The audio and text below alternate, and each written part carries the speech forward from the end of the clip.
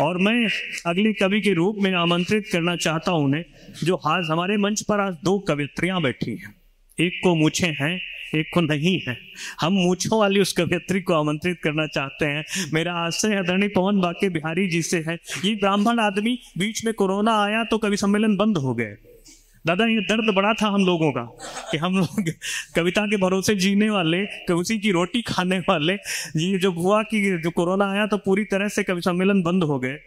तो पवन जी ने एक बार मुझे फोन किया, गोविंद भैया बड़ी दुर्दशा हो रही है, कवि सम्मेलन बंद हो गए हैं, हम क्या करें। हमने कहा भैया आपके लिए तो आसान है, हम तो यादव हैं, आप तो ब्राह्मण हैं, ब्राह्मण आदमी हो, कथा कहा करो। उन्होंने कहा कथा तो कहा करें पर सुनेगा कौन।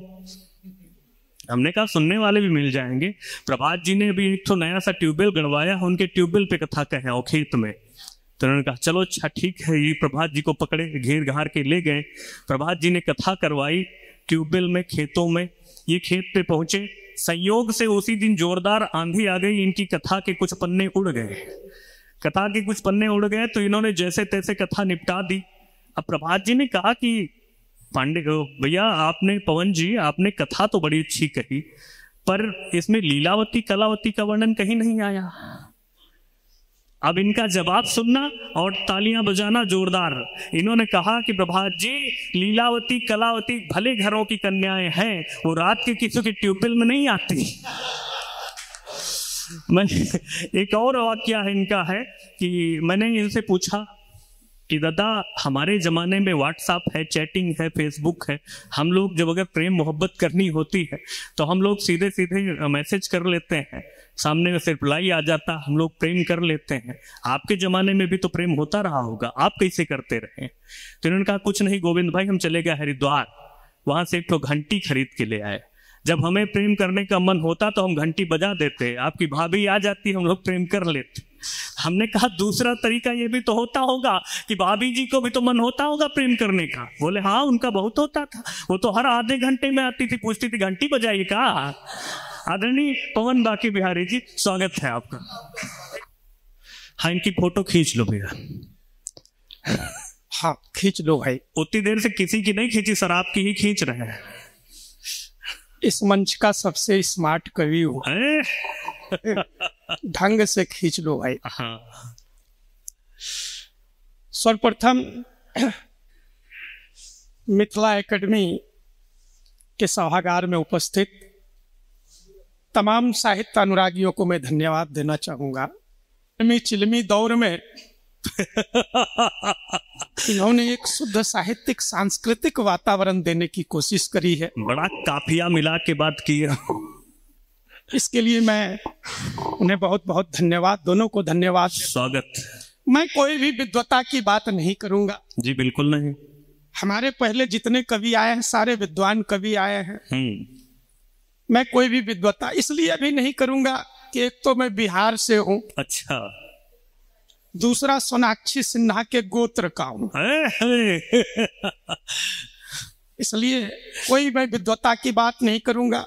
ना सोनाक्षी सिन्हा को रामायण की जानकारी है, ना मुझे कविता की समझ है, इसलिए मैं कोई भी विद्वता की बात नहीं करूंगा, सीधे सीधे आपसे जुड़ूंगा। स्वागत सर, स्वागत। सिर्फ मजे लेना, मैं मस्ती का कवि हूँ, मजे का कवि हूँ, आप मजे लेना, कि मजा लेना बहुत जरूरी है। कि आप मस्ती लेना, मजे लेना, मजा लेना बहुत जरूरी है। क्योंकि जो मजा जवानी में राहुल जी नहीं ले पाए, बुढ़ापे में आसाराम ने ले लिया।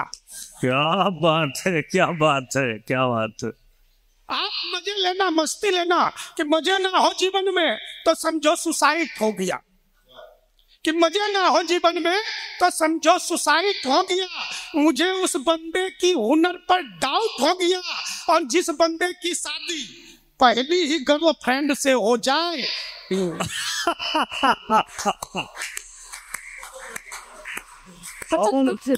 तालियां भी वही लोग बजा रहे हैं जिनके घर आग लगी हुई है। नहीं ईमानदारी की, मैंने एक बच्चे से पूछ लिया कि बेटे बताओ जिलेबी को स्त्रीलिंग क्यों कहते हैं। कि मैंने एक बच्चे से पूछ लिया कि बेटे बताओ जिलेबी को स्त्रीलिंग क्यों कहते हैं। बच्चे ने कहा कि बच्चे ने कहा क्योंकि वो टूट सकती है पर सीधी नहीं हो सकती। बहुत अच्छे, बहुत अच्छे, बहुत अच्छे। बिल्कुल तार्किक बातें टूट सकती है, बिल्कुल तार्किक बात है। भाई संचालक महोदय बहुत बढ़िया संचालन कर रहे हैं। 4 पंक्तियां उनके नाम करता हूँ कि आपके जीवन में कोई गम ना हो। होने से ही कह रहा हूँ कि आपके जीवन में कोई गम न हो, आपकी आंखें आंसुओं से नम न हो और आपको मिले रोज रोज नई गर्लफ्रेंड। कि आपको मिले रोज रोज नई गर्लफ्रेंड, किसी की उम्र 76 से कम ना हो। मतलब जिन्होंने आपको रिजेक्ट कर लिया वो भेज रहे हो। और करुणा जी बुलाई है, 4 पंक्तियां उनके नाम ना करूं तो वह बुरा मान जाएंगे। कि बहुत करुणा जी सुनिएगा, बहुत खूबसूरत हो आप। नहीं, ये बोलने का मेरा हक बनता है। अच्छा। बहुत खूबसूरत हो आप, दुनिया की नजरों से खुद को बचाया करो। कि बहुत खूबसूरत हो आप, दुनिया की नजरों से खुद को बचाया करो। सिर्फ काजल लगाने से कुछ नहीं होगा, गले में नींबू और मिर्ची भी लटकाया था।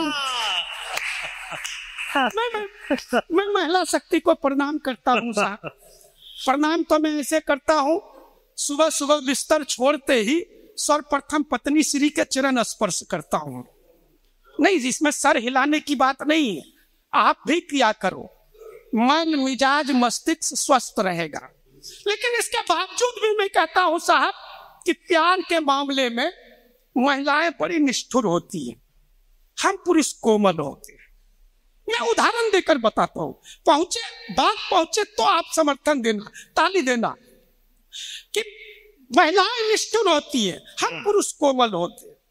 आप कहीं मोटरसाइकिल से दादा आप मोटरसाइकिल से जा रहे हो, संचालक महोदय आप मोटरसाइकिल से जा रहे हो, पीछे से स्कूटी पर एक खूबसूरत सी महिला आ रही है, आपकी मोटरसाइकिल खराब हो गई, वो महिला मुड़कर नहीं देखेगी। इतनी निष्ठुर होती है, इतनी निष्ठुर होती है। अब इसी प्रश्न को उल्टा कर दो, दूसरे दिन उसकी स्कूटी खराब हो जाए, हम पुरुषों में तो मैकेनिक की आत्मा समा जाती है। बिल्कुल तार्किक बात है, बिल्कुल फैक्ट बात। ट्रैफिक जाम में हर कोई फंसता है, हर बड़ा बोरिंग जगह है, ट्रैफिक जाम में फंसना बोरिंग है। पर मेरा मानना है साहब, सामने की स्कूटी पे कोई ढंग की बैठी हो तो ट्रैफिक जाम भी अच्छा लगता है। बिल्कुल एक उदाहरण और देता हूं कि हम पुरुष कितने कोमल होते हैं।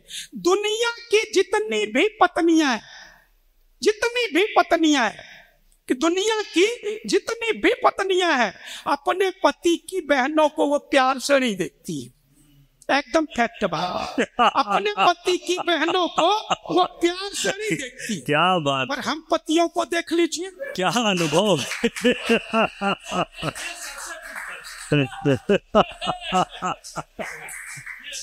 हम पतियों को देख लीजिए, उनकी बहनों को हमेशा और हमेशा प्यार की ही नजरों से देखते हैं।